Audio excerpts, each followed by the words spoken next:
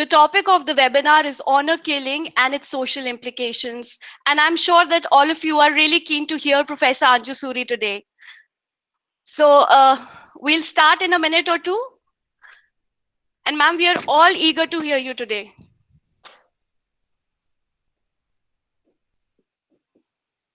Thank you so very much. Namaskar, Dr. Balraj Thapar, the principal. Yeah, namaskar, sir. So thank you for the opportunity that you have offered today to be amongst all of you today. It's our honor, madam, that you have joined us. Thank you so much, sir.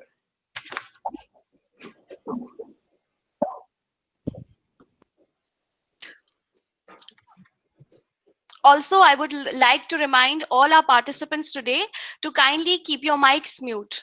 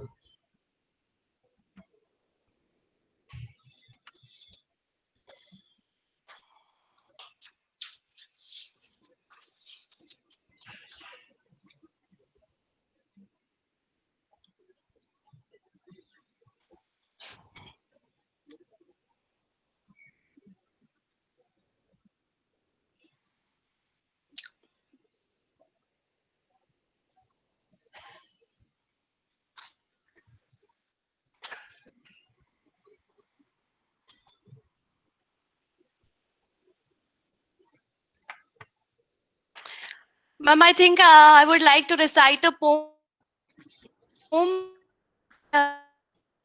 It's a very motivational poem since we एक motivational poem say. So if you allow me, I would like to cite one. So here it goes. मैं उस माटी का वृक्ष नहीं जिनको नदियों ने सींचा है, बंजर माटी में पलकर मैंने मृत्यु से जीवन सींचा है। मैं पत्थर पर लिखी इनायत हूँ, शीशे से कब तक तोड़ोगे, मिटने वाला मैं नाम नहीं, तुम मुझको कब तक रोकोगे। झुक झुक के सीधा खड़ा हुआ, अब फिर झुकने का शौक नहीं। झुक झुक के सीधा खड़ा हुआ, अब फिर झुकने का शौक नहीं। अपने ही हाथों रचा स्वयं, तुमसे मिटने का खौफ नहीं। तुमसे मिटने का खौफ नहीं। हम हालातों की भट्टी में तुम जब भी मुझको झोंकोगे, तब तब कर बनूंगा मैं, तुम मुझको कब तक रोकोगे। तुम मुझको कब तक रोकोगे।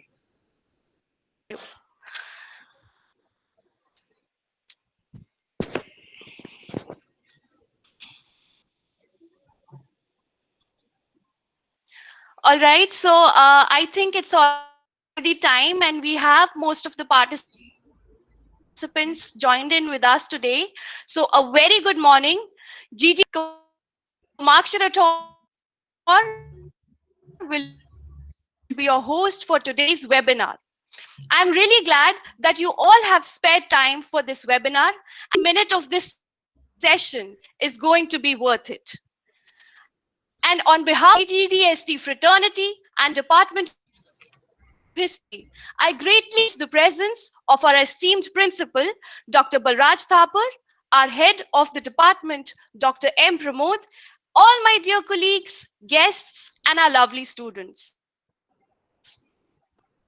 I'm delighted to announce that Professor Anju Suri, Department of History and Dean of International Students, Punjab University, Chandigarh, is the speaker of the day and already connected with us. Good morning, ma'am.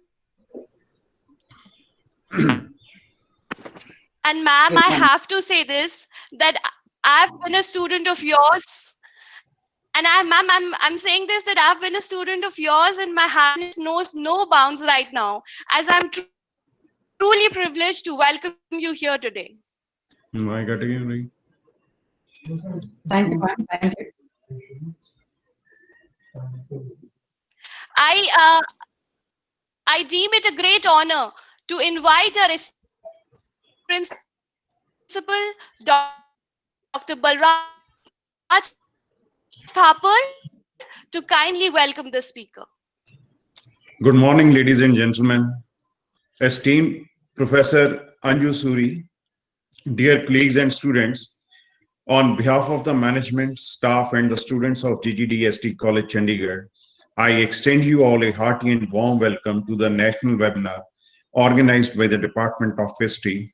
It's a matter of great pleasure and pride that a person of Professor Anju Suri's eminence and stature is amidst us as the resource person for this webinar.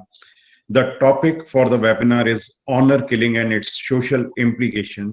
The topic is quite relevant in today's scenario as it is a burning issue of the society.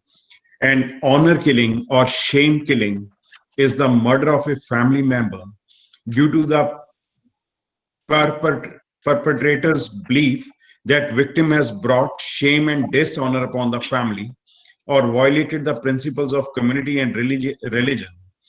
Honor killing are directed mostly against women or girls. The reasons can be marrying against parents' wishes, having extramarital or premarital relation, marrying within the same gotra or outside the one's caste. Country needs to introduce stringent legislation to deal firmly with these crimes. Humans do not have the right to write down death sentence of the innocent fellows. Honor killings are not just related to the rural areas, they are also heard in the capital of India, that is Delhi, and in Kerala and Tamil Nadu also. All the tall talk of India shining pales into insignificance when we hear about these honor killings. Nature of the crime makes it virtually impossible to track a victim. This is because the huge mob is sent, and so no definite accused can be found. The solution to the problem mainly lies in the eradication and the elimination of the myths in the minds of the people. They need to be educated with the provision which is given in the Hindu Marriage Act and what kinds of marriages are actually considered invalid, to see that even today people blindly commit such barbaric crimes and consider it as sanctifying the impure shows India has not really modernized. Development has to be from the base, or else it is just hollow wooden structure eaten on inside by the termites that eventually comes crashing down. I'll not stand between you and the resource person. Her words of wisdom will be a source of guidance and inspiration for all of us. I thank you. Thank you for sparing the time to be with us on this occasion. Thank you, madam. Thanks a lot.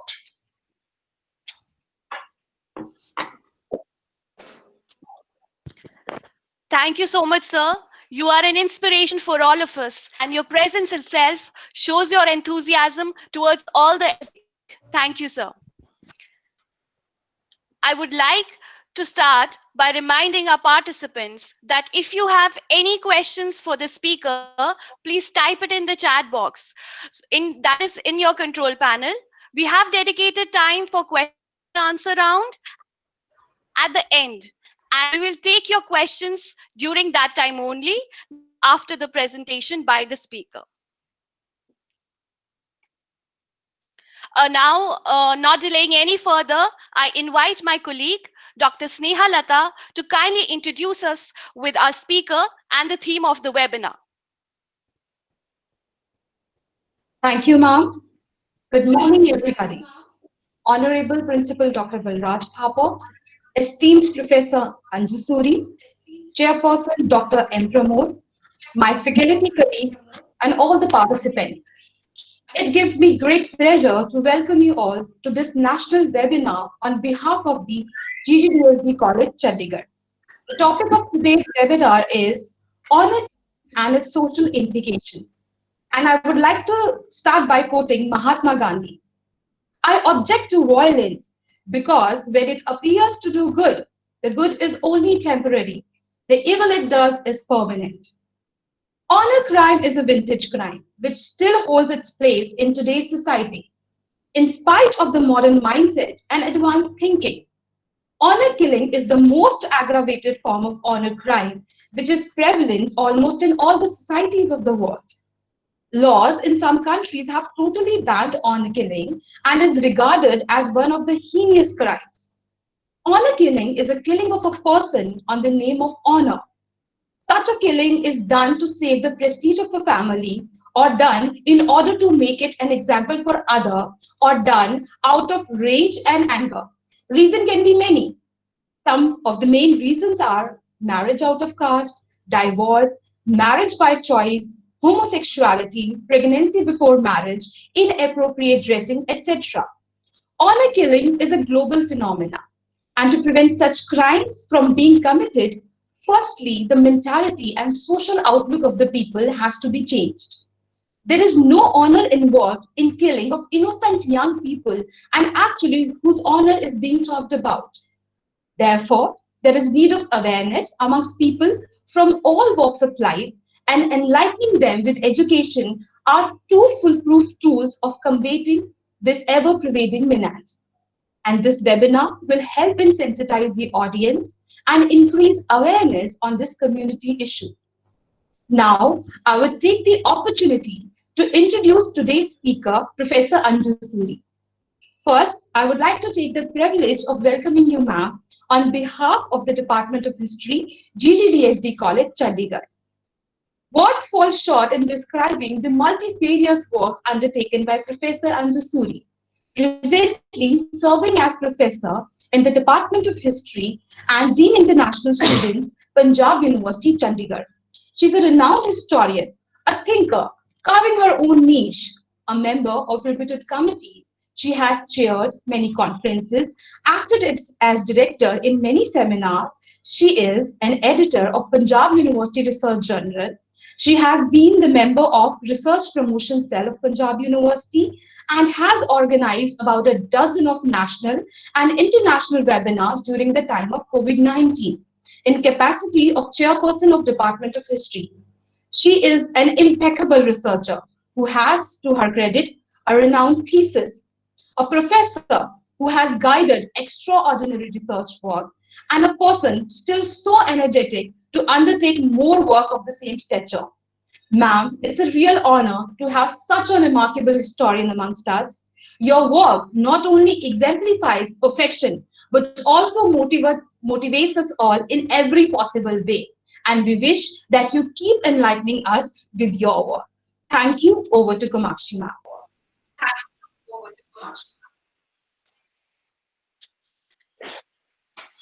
Thank you so much, Sneha ma'am.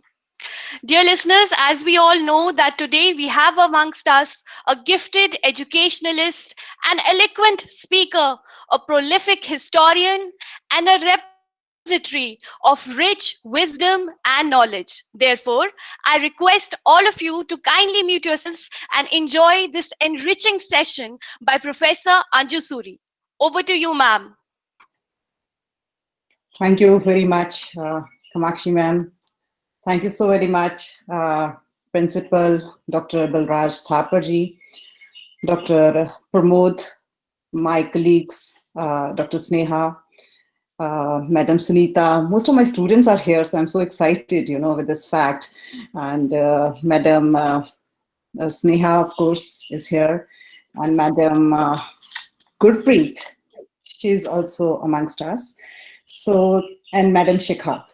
So, and all the organizing committee members, thank you very much. It's truly an honor for me to be amongst all of you. And thank you very much, Dr. Balraj Thapar, for giving me this opportunity to interact with all of you. So it is a privilege and honor for me. And I hope that the kind words which have been said about me, I should do justice to them and I live up to your expectations. As we all know, that family is a social institution which perpetuates and which transmits social values from generations to generations.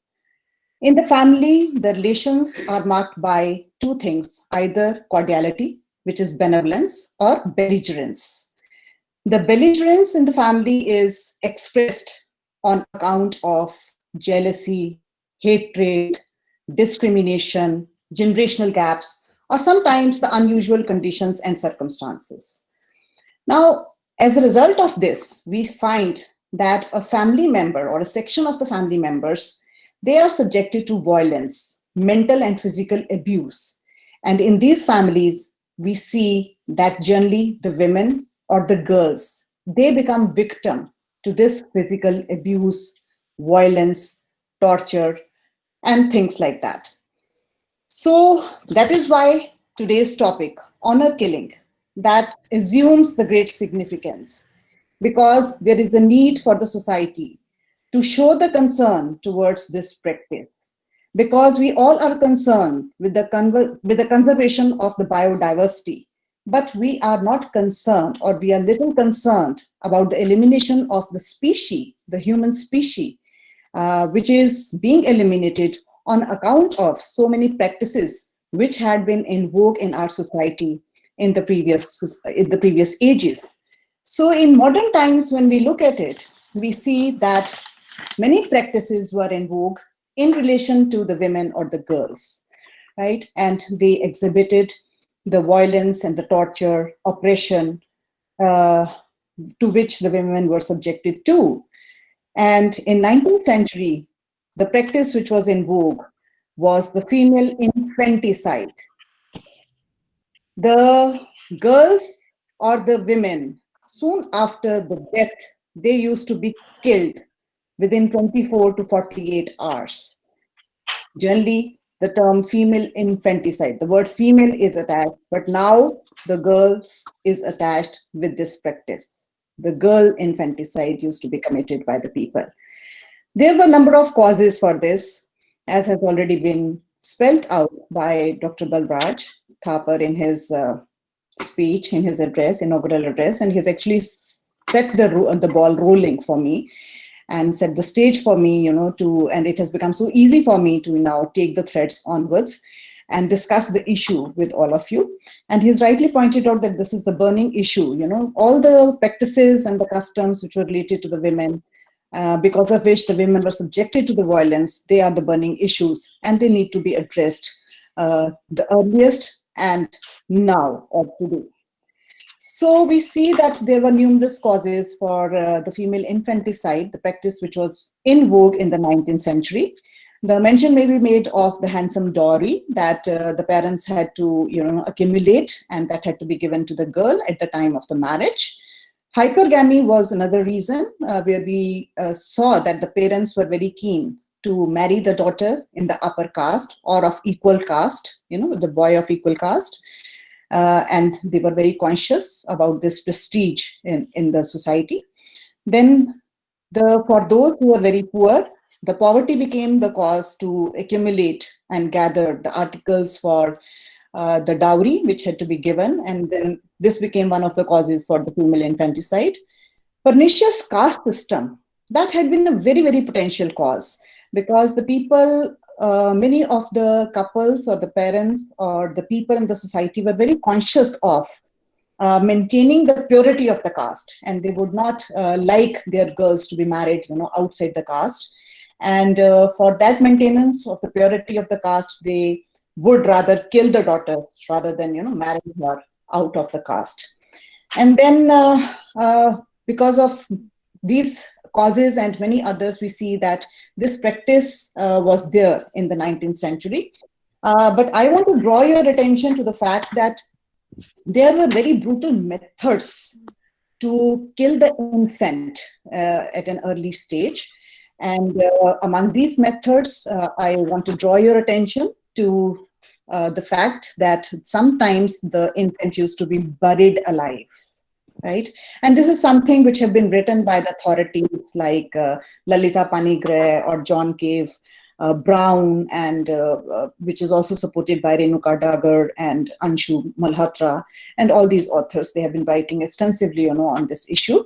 So either the infants used to be buried alive, or they used to be put into the earthen vessel, which used to be covered with a thick paste at the top for the girl to die. Or sometimes the girl's head used to be immersed in the cow's milk.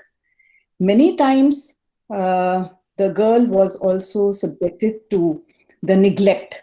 She was not given the proper food, so that she was just left to die.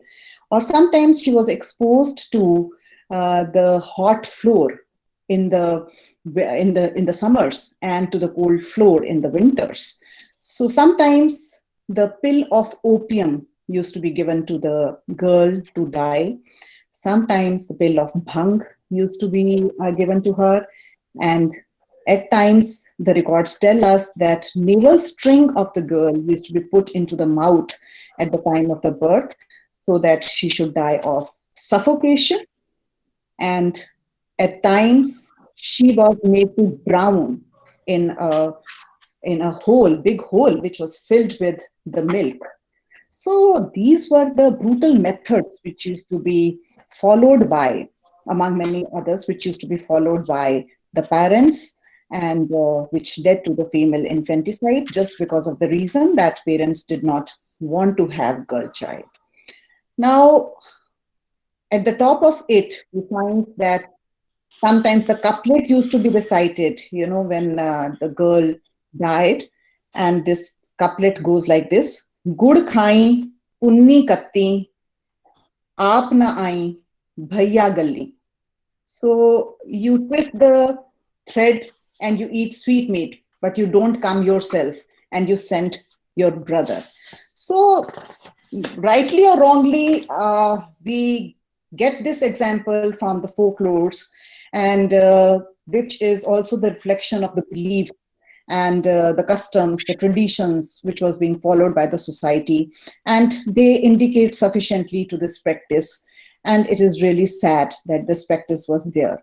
But again, as I told you, that a section of the people and some family members, they are subjected to this kind of the violence and the torture. And the girls had become victim, since many centuries, from 19th to 20th to 21st.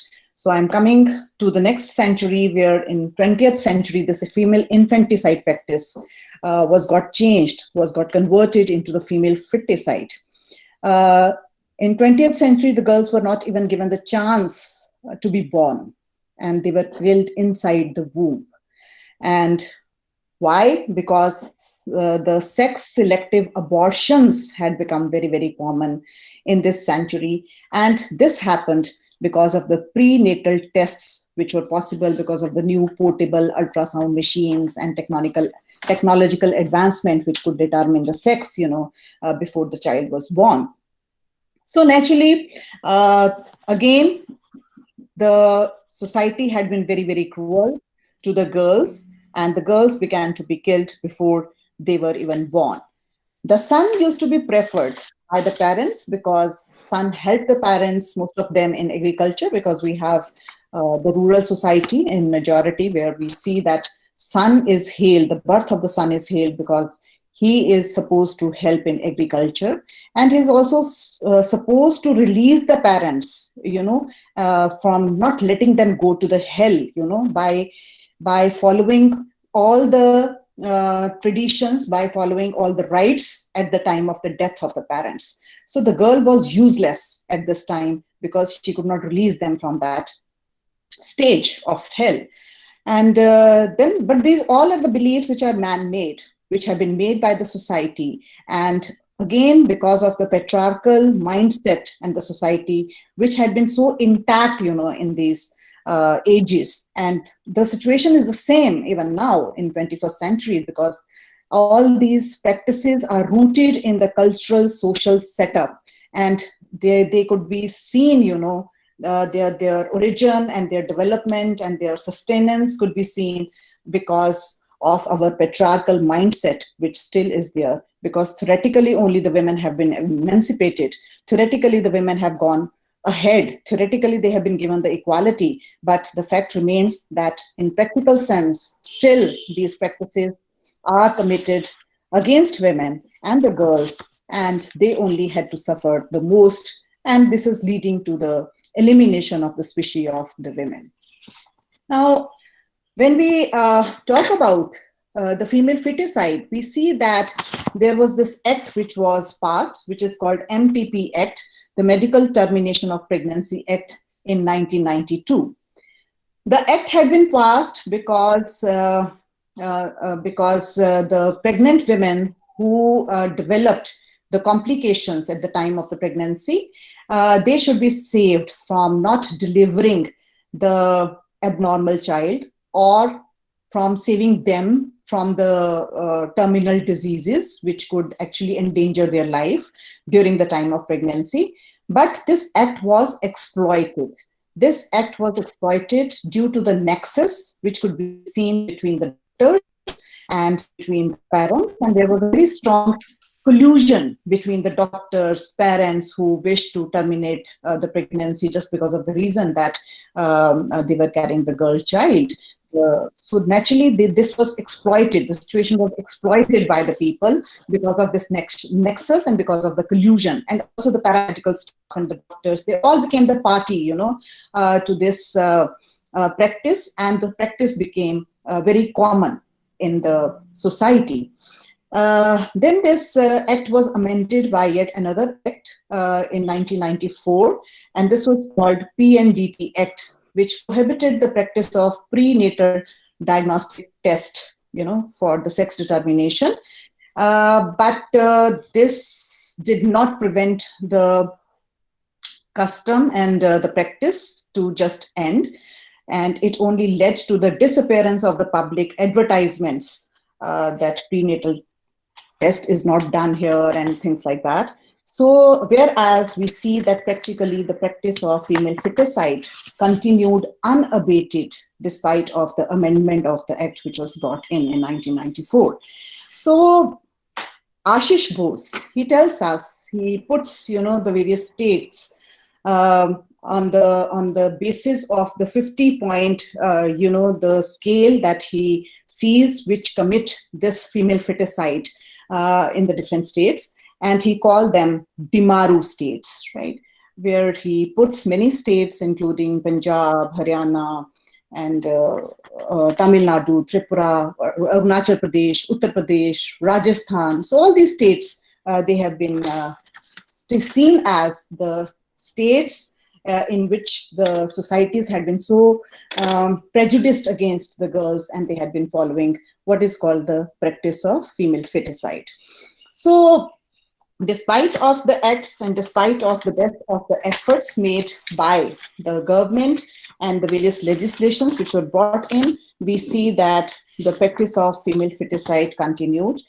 And then in the 20th and 21st century, we are now confronted with yet another practice which is followed against women and the girls, and this is practice of honor killing. Now this has become a concern for all of us. Honor killing refers to the killing of the family member who has brought disgrace and dishonor to the family on account of the immoral behavior. So now it's very difficult to understand and to follow what immoral behavior is, because in history we study that the definitions and the interpretations are different for the different terms for the different people, right? So what is the immoral behavior is very difficult to judge, right? So this is something again which is made by the man-made society and by men, and they regard certain kind of the moral behavior, and it is considered to be an evil rather. So therefore, this evil had to be punished, and who is being punished? The girls or the women. But again, I would like to emphasize on the point here that in honor killing, it's not only the girls who are becoming the victims. At times, it is also the boys. At times it's only the boys, at times it's only the girls, and at times it's the couples who are made victim, or who are made uh, to just resort to this practice, to become victim of this practice, right? So there are several causes which have been already listed by Principal Dr. Balraj. The important being intercaste marriage, the marital as well as premarital intercaste marriage. And then in this kind of the relationship, we see the marriage might not happen if it is pre-marital relationship. Then we see that the other opponent caste, the other opponent partner of the couple belongs to the disapproved caste. So the intercaste marital or premarital relationships are not accepted because the person opponent placed is or is not from your caste, and he belongs to the disapproved caste. This is what is thought of. And then seeking divorce, that brings a lot of shame, and that is considered to be a disgrace, and it's still considered by the families, in some families, as a social stigma, because it is held that how the girls could be settled down after a divorce. So it becomes a problem. And many times, there is a talk against the girl and her moral character and so many things, all the blame is put only on the girls without knowing and judging the other side, and knowing the character of the boy and things like that. So this is supposed to bring the dishonor for certain families who commit honor killing. Then homosexuality, rape, these are the other causes besides interreligious, intercommunity, and also the love marriages. They are very important. And also the intra-caste marriage, as has been pointed out by Sneha also. Intra-caste marriage, when the marriage between the same pindas is not allowed, and all these Khap panchayats, they had been reiterating this point that they are just against intra-caste marriage and not inter-caste marriages. So whatever be the reason, but the practice is very much in vogue in the present scenario, and the societies, they have been healing, and they have been actually going on with this practice, which is so gruesome and which is so dishonored. Now, ever since India had won freedom, we thought that we had become very, very liberal. We have become liberal and forward-looking country. And our outlook has altogether changed, because now we are free and we can think of the advancement of the society and of the country as such. And there was no room perhaps for any abuse and any oppression, and egalitarian society, into which we have stepped in, that had to be maintained by all of us. And there was complete right of equality, fraternity, human dignity for all of us. So it was only theoretical, the claims that we had been making after the independence of our own country. But the practical situation was altogether different, and we found that the practice of honor killing and other such practices, they continued, even in the independent India. And honor killing, this practice was very commonly found in North India, particularly in Punjab, in Rajasthan, in Bihar, Haryana, Uttar Pradesh, even in Maharashtra, this practice is very common, and MP, all these states, they are known for this practice of honor killing. The practice of honor killing is generally done in the traditional and in the very conservative societies, which do not regard or which disregard the interference of the state or the government or the law into their own setup, which they had made for themselves, right? So here in India, we find that such societies, they are being encouraged by the Khap panchayats. So they have been encouraging, and they have been actually helping and assisting the people in perpetuating the practices of honor killing. We have many surveys from the various agencies and the people who give us the idea that how serious this practice is in India. So United Nations Population Fund reports tell us that in an year, on an average, 5,000 honor killings are committed. Similarly, by a report compiled by the police in Punjab from 2008 to 10, we see that from any number from 4 to 34 ranged and which commit honor killing in this area. All India Democratic Women's Associations put the number to 900 honor killings which are committed in Punjab, Haryana, and Uttar Pradesh combined. Because in Uttar Pradesh, again, this problem is very serious, where we see that love marriages, they have been the most potent cause for the honor killings. Then what we find is that in North India, where this practice is in vogue, most of the time the practice is hidden. The reasons are not told, and most of the times they are just shown as the suicides and not the murders. The facts are generally hidden in the societies. So in Punjab, what we find, this practice has been very common among the Jat Sikhs. In Haryana, among the Jats, they outnumber other castes.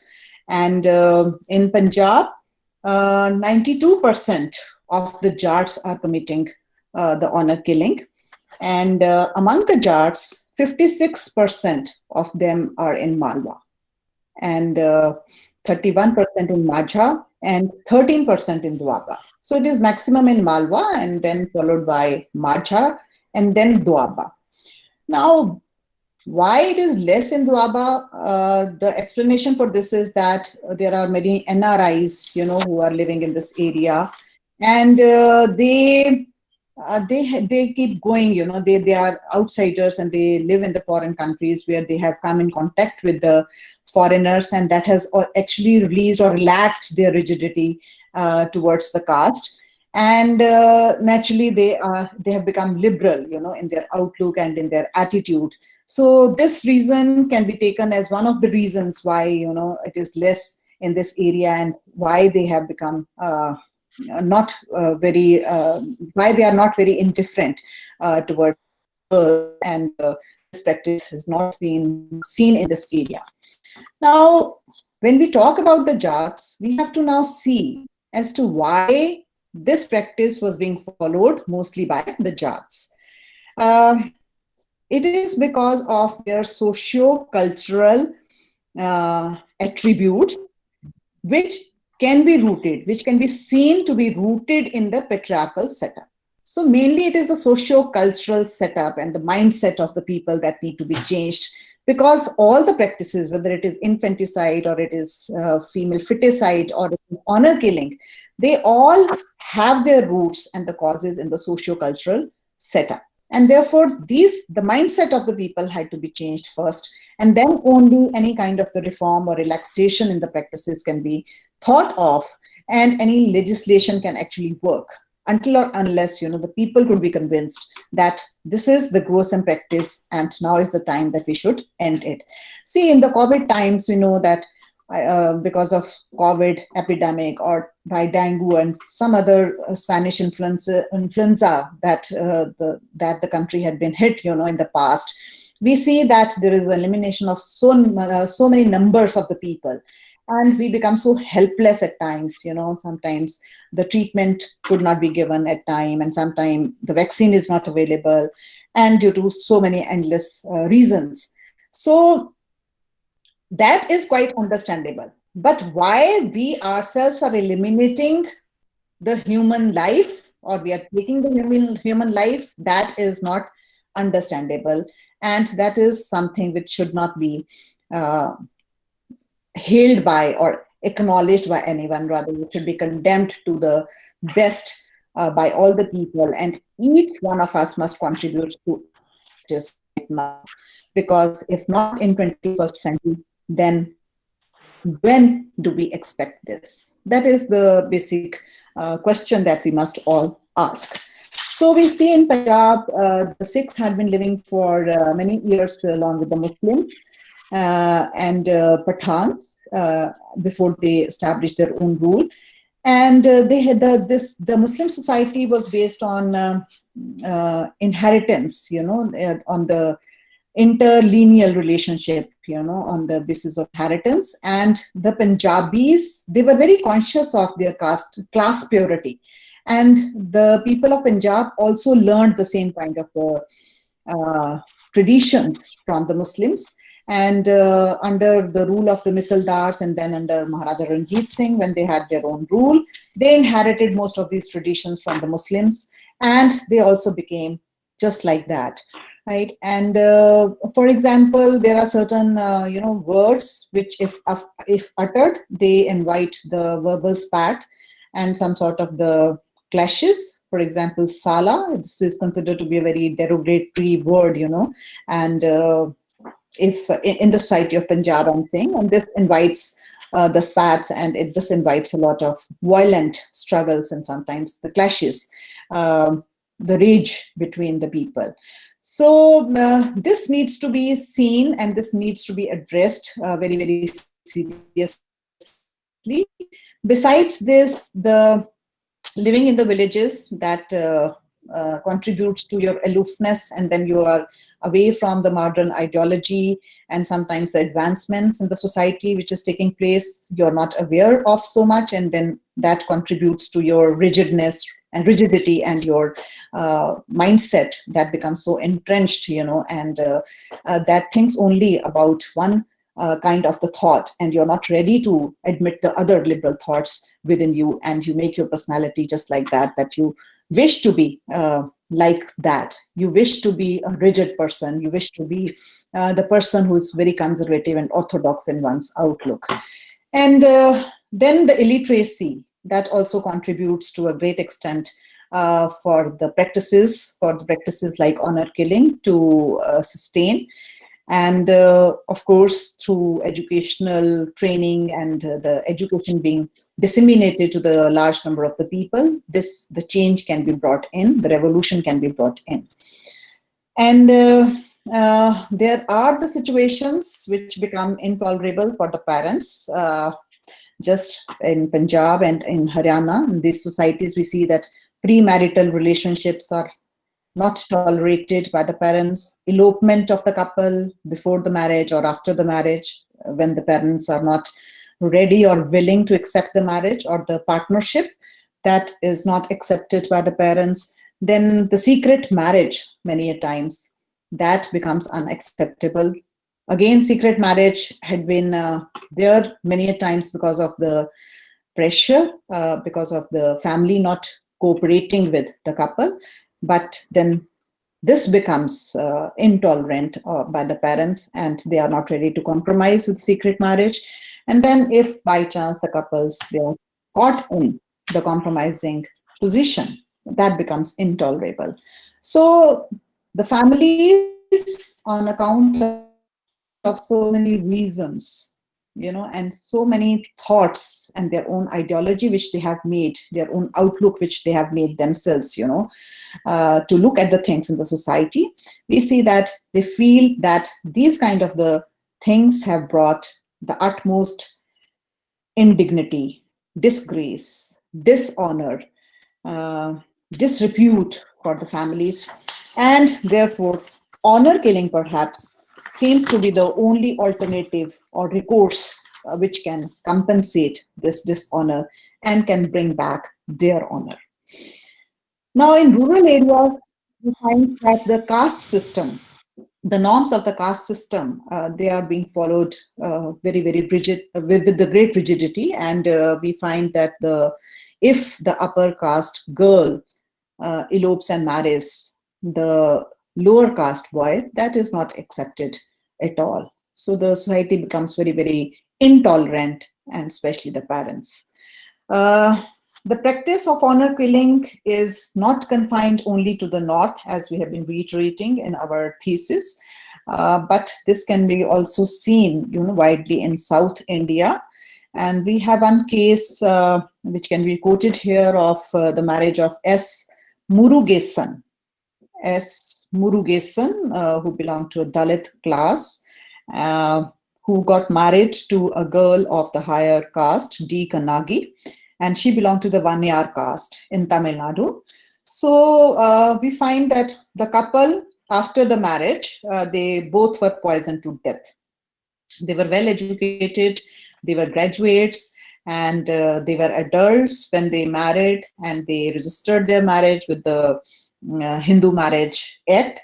But the parents became very intolerant towards the marriage because of the caste issue, that how come the lower caste boy can marry the higher caste girl. And we find that many times, 78% of the times, the father is involved in the honor killing, is responsible for the honor killing, because that hits the prestige of the father the most, right? Though the brothers, the other relatives, they play their part, but their percentages in the participation of the honor killing is lesser as compared to the percentage of the father being involved in such practices. Even the mothers are also involved, but their percentages is less as compared. But when the honor killing is committed, then the whole family becomes responsible for that. No matter, it's the father's involvement, or it's actually he who is bringing the death, or who is hiring sometimes the gundas for causing the death of the children or the girl, etc.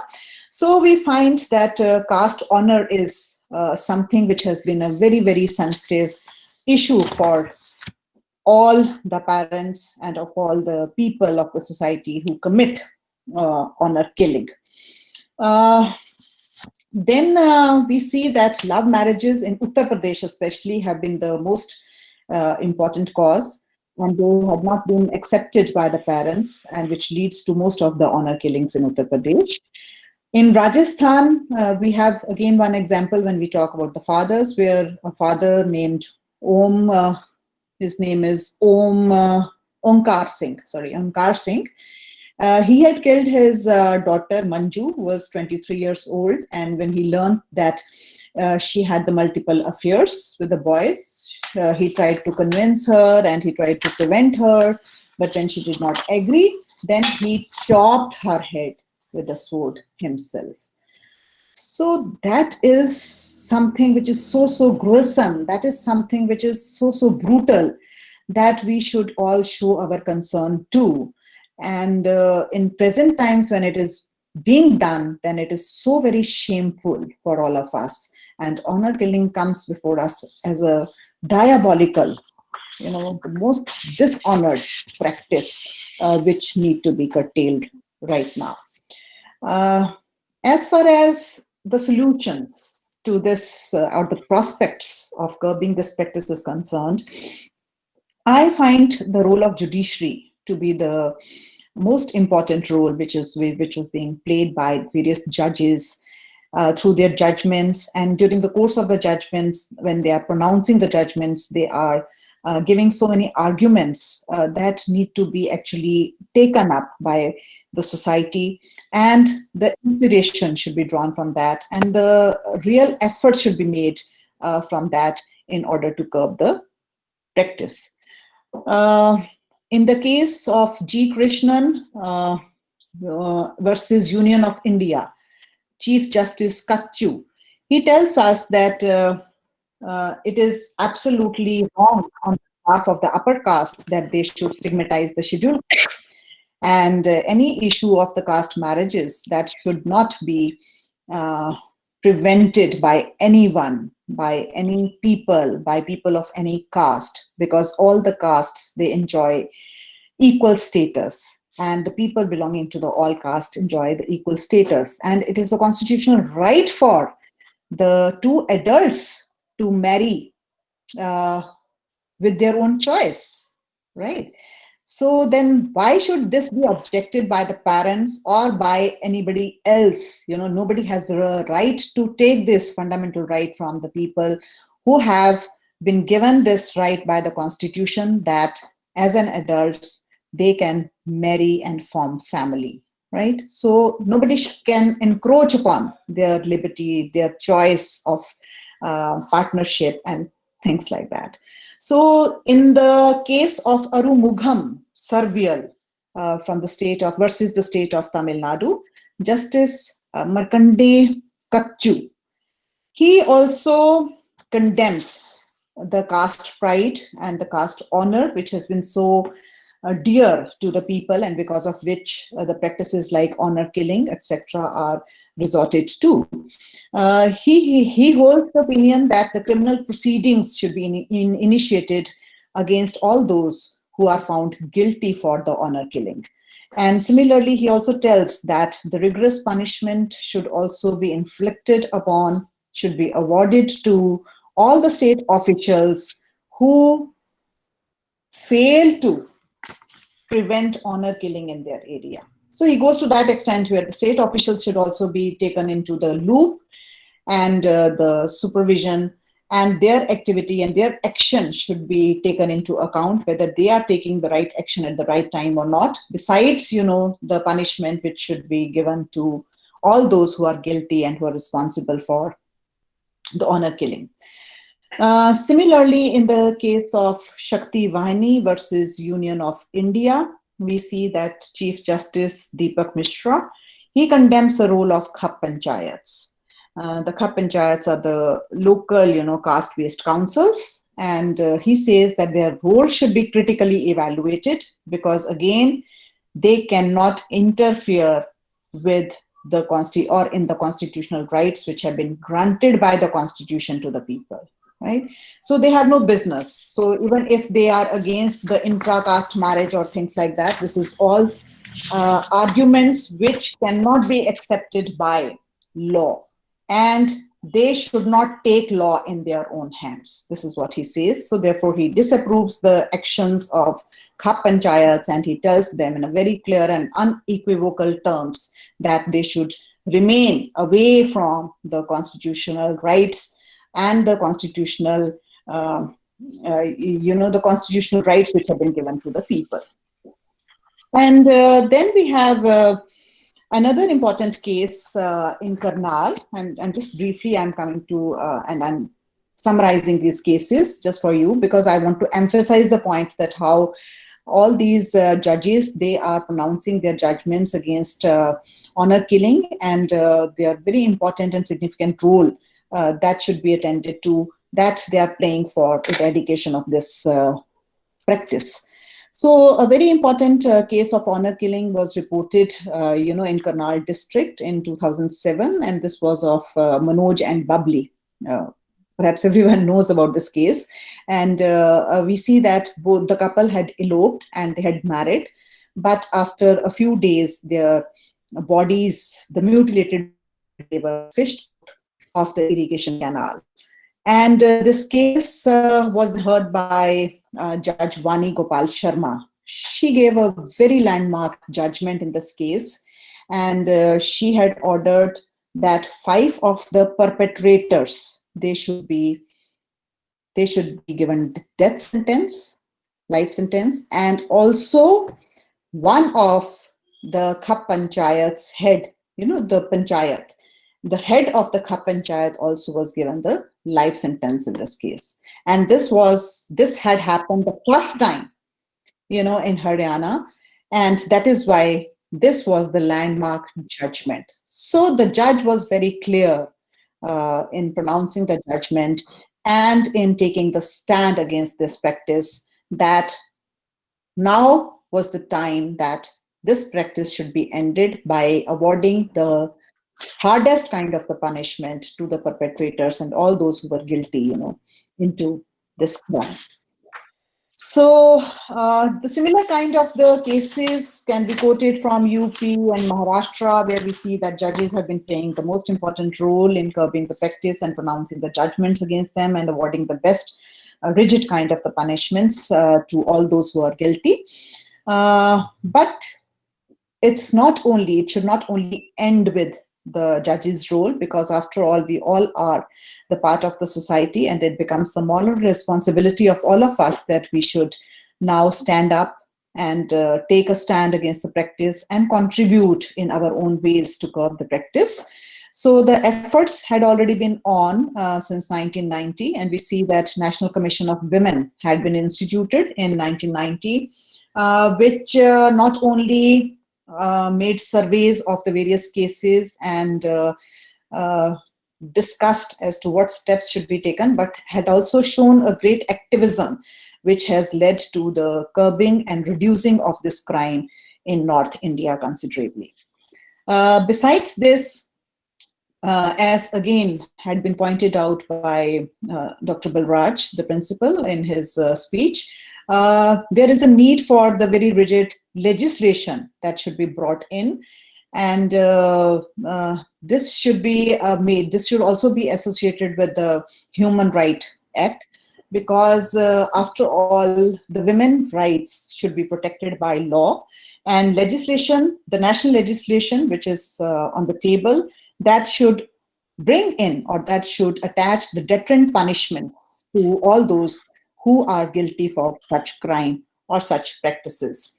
And there is also a suggestion that in the proposed bill, the clause of section 300 of Indian Penal Code should also be added, so that this practice should be considered as the crime of murder, and therefore the maximum punishment could be given to the perpetrators and to the guilty.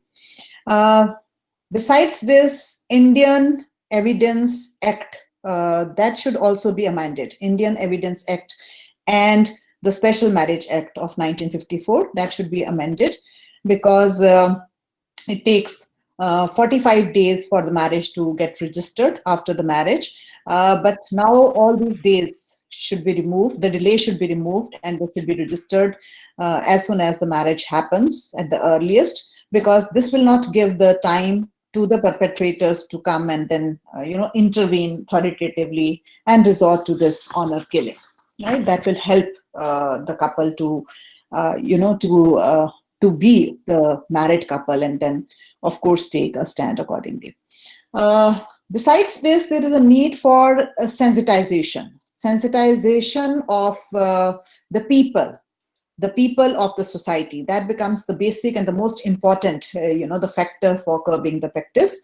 And the government, the non-government organizations, institutions, individuals, all must participate to end honoring.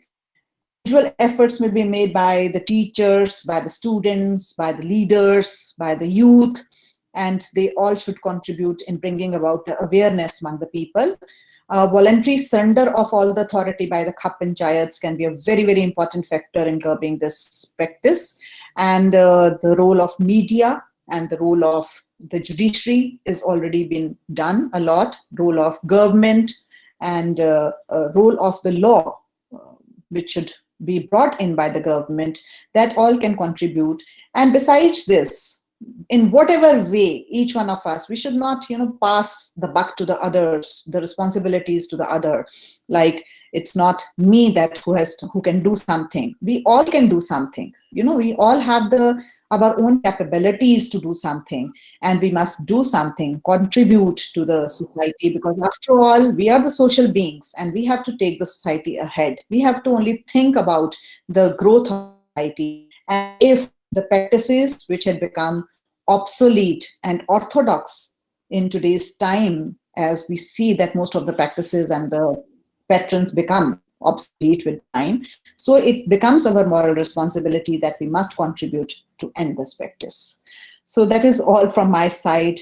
So that is how the sensitization and our own efforts, can bring in the change in society. And I invite all of you for bringing in the revolution. And don't think that yours will be the very minimal contribution, or perhaps nobody will bring revolution. Yes, we all should bring the revolution. And we should only ask this question: if not in 21st century, then when? What are we waiting for? How many centuries we are waiting for? And when would we awaken ourselves? And when will we be so sensitive towards the issue that we would think that now is the time we should all contribute to end the practice? So with these words, I thank all of you for a very, very patient hearing. So thank you, ma'am. Thank you so much, ma'am. and the lecture was full of inspiring thoughts, and I think it has provoked a kind of reflectiveness in us, all of us. I would agree that sabhi honge ki this lecture has somewhere, um, made us think about things that are happening in the society. And the way you ended and summarized your lecture, especially the last point, it reminds me of a quote by Albert Einstein. He said, and I quote, that the world will not be destroyed by those who do evils without doing anything. So I think this is something that even you were trying to reflect through your lecture, that all of us as being a part of the society should do something about it. If we see something happening around us that is not good and that is somewhere affecting our society, we should be doing something else. So indeed an inspiring and thought provoking session, ma'am. And it also reminds me of a saying that I quote, that neither the life of an individual nor the history of a society can be understood without understanding both. And ma'am, I totally agree that your lecture was the best amalgamation of the two. Thank you so much, ma'am. And with that, the arena is now open for question answer round. So we'll be taking your questions, participants. If you have any, please kindly put them in the chat box. Yeah, I can see some of the questions in the chat box. Shruti is asking, sorry, I think I should start one.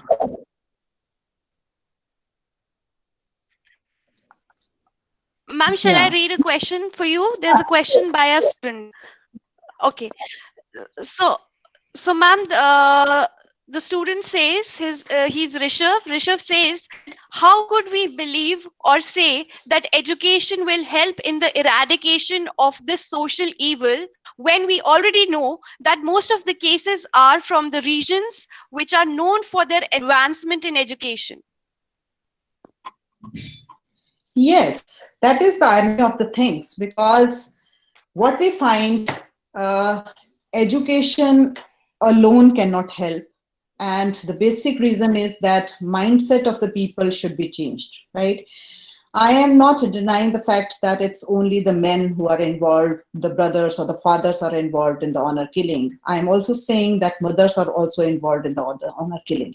And it is again a very, very sad part where we see that mothers have been the participants not only in the practice of honor killing, but in the previous practice of infanticide or infanticide in the previous centuries. So this is because of the mindset. Sometimes it is because of the social pressures, right? Maybe the mother doesn't want this, but because of social pressure, because of the family pressure, and because of the thing that there is always an instruction given to the daughter when she is married off at the time of that you're going to the in-laws house and now you have to adjust with everyone. That only is your house and you have to respect everyone, as if they are just shedding the liability by marrying the daughter. And these things get embedded they get implanted in the mind of the woman, and that leads her to become or play the role of a submissive partner in the new house, right? So maybe it is that pressure that she has been carrying, which starts with the instruction of the parents and then her journey and shifting to the new house, where she then has this kind of the mindset where she has to listen to the family. This is what I'm saying, because of the social pressure, because of the family pressure, and because of her own mindset, which had been changed because of all these pressures, maybe. So parents' role are also equally important. So I start from parents, house, which coming, and the journey to the in-laws house, where those pressures are still being exerted on the woman. So it's not the education alone, it is all these pressures that one will have to be relieved of, and the patriarchal mindset that we need to change in, so that naturally we can show our genuine concern towards the problem and get rid of the problem. So it's not only the education where we see that all the participants, they belong to both the sexes. They are responsible for this, and of course that need to be. Yeah. All right. Thank you so much, ma'am. I totally agree, because these acts of violence is just not something that is on a woman's body, but they also attack and challenge the patriarchy that the women are fighting against. So, well answered, ma'am. I think Rishav is satisfied with your answer. Thank you so much, ma'am. Okay, so, ma'am, we have another question, and it says that stereotypes and prejudice play a major role in the implementation of this heinous crime of honor killing. Yeah, definitely. The whole premise is only this, that we are so prejudiced, towards the women. And why these prejudices they begin? Again, we see from the house of the parents, when the parents they fix the roles for the girls and the boys, right? So cooking the food is the role of the girl, and if some of the guests come your home and you say the girl to just make tea for the guest, and you send your son outside to get the samosas. So what is this? We are fixing the roles for the daughters and for the sons, right? Knowingly or unknowingly. So the prejudice or the prejudices, they start from this point onwards. So we need to actually show our concern to these prejudices, where if we are talking about equality, then there should not be any fixation of roles, and then the any job, any task could be performed by anyone. Even for playing, for the play of the boy, we would give the cars, and for girls we give the dolls. So this mindset will have to change, because unknowingly this starts with the prejudices, and these prejudices are implanted in the mind of the girl also. So this is how the stereotype things and the prejudices they start, and they all have their roots in the socio-cultural setup and the traditions. And we need to now purge the society of all these traditions which are so retrogressive, which are so regressive, right? We have to go forward, and we have to now overlook, and we have to forget, forsake, discard all these traditions in order to make an atmosphere which should be equally conducive for the girls as well as for the boys, and for both of them to enjoy equality, right? So again, because much of the education, and Right. as we have talked about education, the learning comes, the awareness comes not only from the education but also from our experiences, right? And since we are experiencing all these things, so that need to give that kind of the sensitization to the society, and the society must imbibe all these factors and the facts within them in order to bring in the change. Thank you. Thank you, ma'am. There's another question. There are lots of questions popping in. So I think everybody is really interested, and your lecture was very informative. So there's another question that I'm reading out for you. It says that since the social standing of the people, which in many ways is influenced by the wrong interpretations of religious scriptures, is responsible for these gruesome killings? And do you believe that the implementation of the Universal Civil Code, which separates state from the religion, can play a crucial role in eradicating this social evil? See, no religion teaches us the violence, right?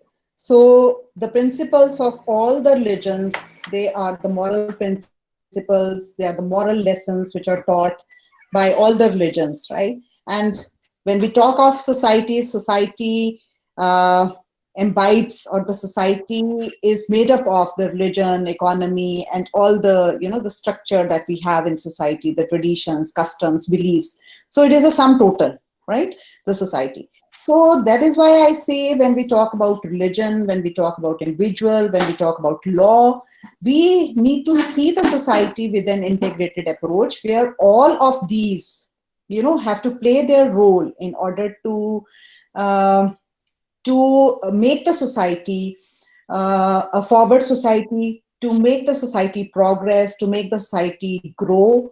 And then we'll have to shun, all the traditional things and the laws. Why we have to make the new laws, why the amendments have to be introduced in the constitution, just because many laws become obsolete. We have to see, as a student of history, we all have to see that for bringing in the change, right? We have to change the old laws. We have to change the old traditions. We have to we have to change the old customs, right? Which had outlived their utility. Now times when all those things which have outlived their utility, why should we sustain them? That is the reason. That is the fact that we must attend to. Why should they be perpetuated when there is no utility of all this? So I think I have already answered this question, that all of us will have to, religious Yes. organizations, the social organizations, legal organizations, everybody will have to play their role, and they will have to then think about the growth of the society, where the old things which have outlived their utility must be shunted out, must be discarded forever. Thank you ma'am. इससे मुझे एक शेर याद आया है, and ma'am I would like Sure, to. sure. बस्ती अपनी हिंदू मुसलमान तो बस गए. अर्ज किया है कि बस्ती में अपनी हिंदू मुसलमान तो बस गए, इंसान की शक्ल देखने को हम तरस गए. Wow, बहुत बढ़िया, So बहुत बढ़िया. that's somewhere related to your answer, ma'am. सब नहीं bear करना. Yeah. Exactly. इंसानियत सबसे बड़ी So चीज. coming to the next question, ma'am, I won't delay. Ma'am, the question is that honor killing is prevalent worldwide, though it is dominant in Asian and Middle Eastern countries. How is Eastern honor killing different from that in the West? So, ma'am, I think basically they want to know कि ma'am Western जो honor killing है, उसमें what are the different, what is the difference basically? There is no difference. We have the ample number of the examples, where we see that this kind of the honor killing is being committed there. But the only thing is that justice is given and the very severe punishment is awarded to the perpetrator. So I can quote here the example. In USA in 1999, there was this Texas judge who had given the punishment of 4-month imprisonment to a husband who killed his wife in front of the child and wounded very seriously the lover of the wife. So the punishment is given there. And आप ये सोचते हैं कि there is a difference between the West and the East. There is no difference.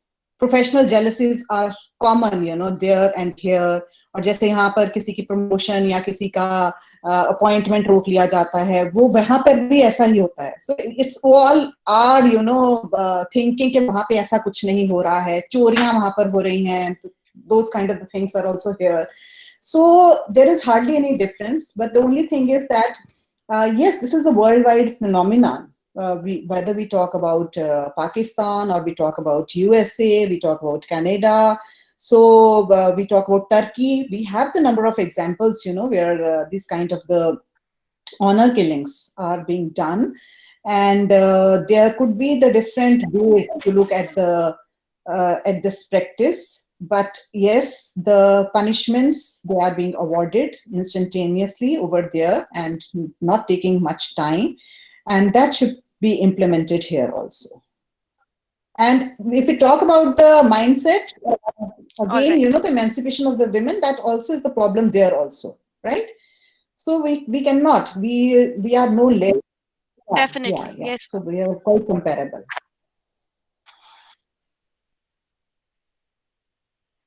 Thank you, ma'am. Ma'am, there's another question, and the student is asking, is the rate of honor killing decreasing with time? And if so, what are the reasons behind it? Yes, definitely yes. If you look at the census, the rates are decreasing, but still, we have to do a much to bring it down and to eradicate it altogether. The reasons are again the various measures which are being taken by the state authorities and also the NGOs. They are playing a very important role, and in the state of Haryana, and even by our own government, the so many schemes which have now been initiated uh, for raising and elevating the dignity and honor of the girl. Right? There are the tax rebates from for the girl, and there is the admission, the seat reserved for the single child, girl child, and the lot much has to be done, because still we are celebrating Lodi on the occasion of the birth of the son, the first Lodi, but we are not celebrating the girl Lodi. So those kind of the things, that kind of the sensitization uh, needs to come among all of us, so that there is a complete parity and there is no disparity or discrimination or any prejudice against any one of the sexes. So that needs to change. True. Yeah. All right, ma'am. Ma'am, there's another question. It says that, ma'am, it's for your own personal view. आप क्या सोचती हैं? So the question is that, is it right to call this crime as honor killing, or should its name be changed? It should be called dishonor killing. Dishonor. All right. ठीक है, ma'am. There's no second meaning. Right. There are, ma'am, there are tons of questions that are pouring in. I'll just take a minute and Sure. just slide through them.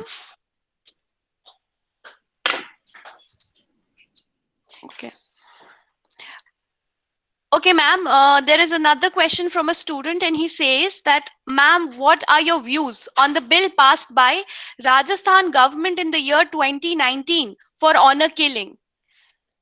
And ma'am, about central government presented the honor killing and tradition bill to 2010.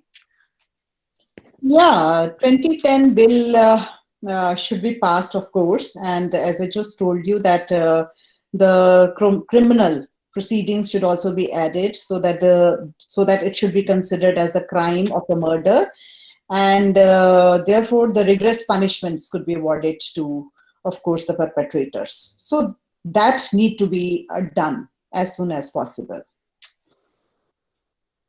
All right, ma'am. Thank you so much, ma'am. I would like to ask one last question from you, ma'am, and then we'll wrap up the question answer round. I think you've already answered this, ma'am, but the question is that, is this practice based on only religious doctrine or tribal customs, or both? I think this is based on the mindset of the people.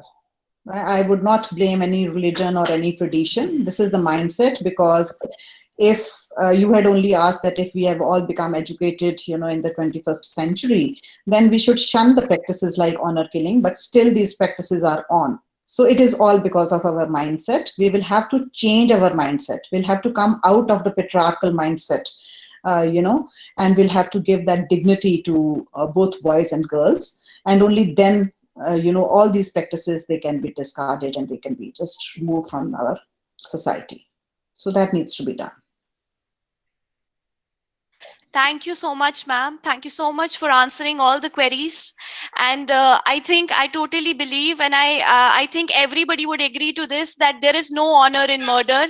And like you said, that instead of honor killing, it should be called dishonor killing. So thank you so much, ma'am, for sparing your time. We are now done with the question answer round. May I now request Dr. M. Pramod, Chairperson of Department of History, GGDSD College, Chandigarh, to kindly propose the vote of thanks. Good afternoon, everyone. I would like to take the advantage to thank Professor Anjasuri, ma'am, for enlightening us with her vast knowledge. To this lecture show her passion and dedication towards the society.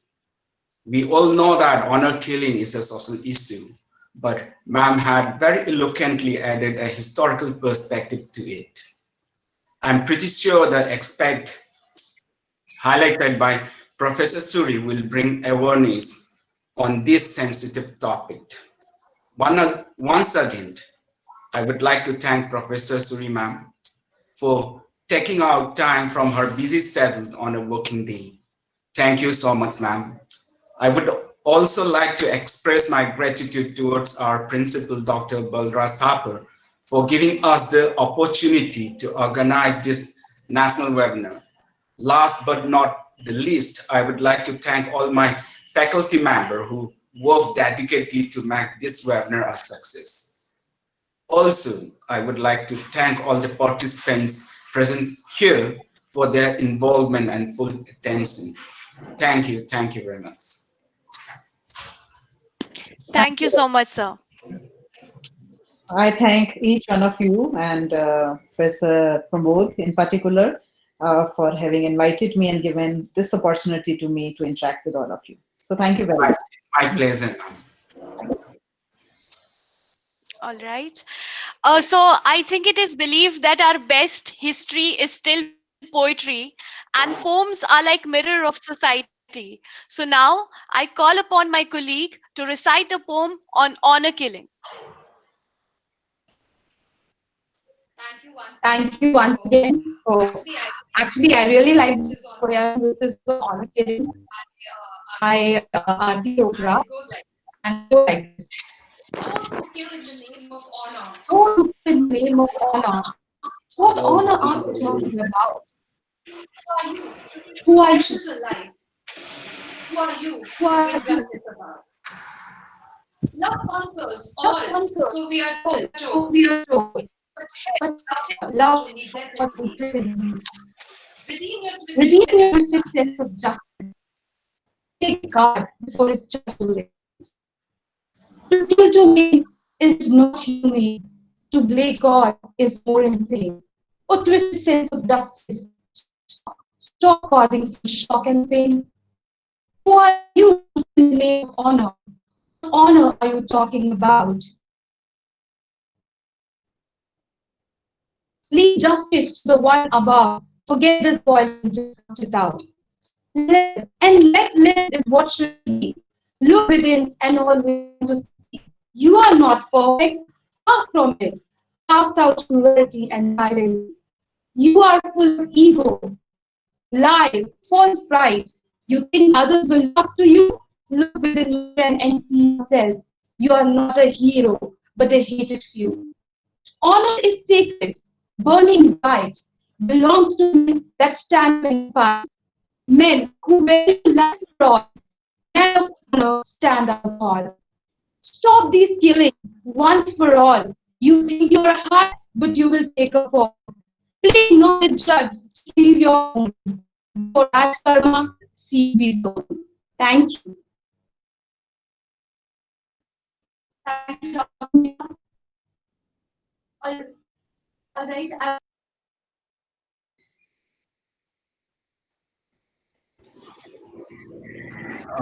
Kamakshi ma'am, your mic is mute.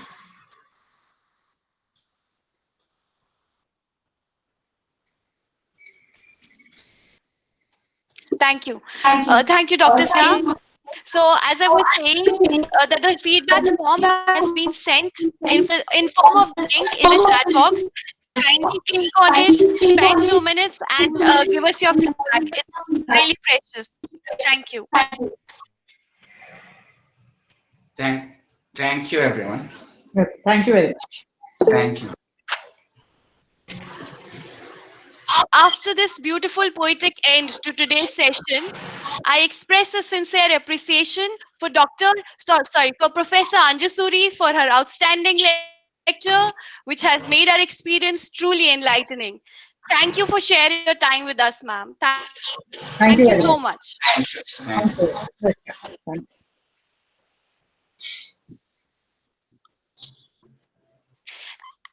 And thank you everyone for your attention and patience.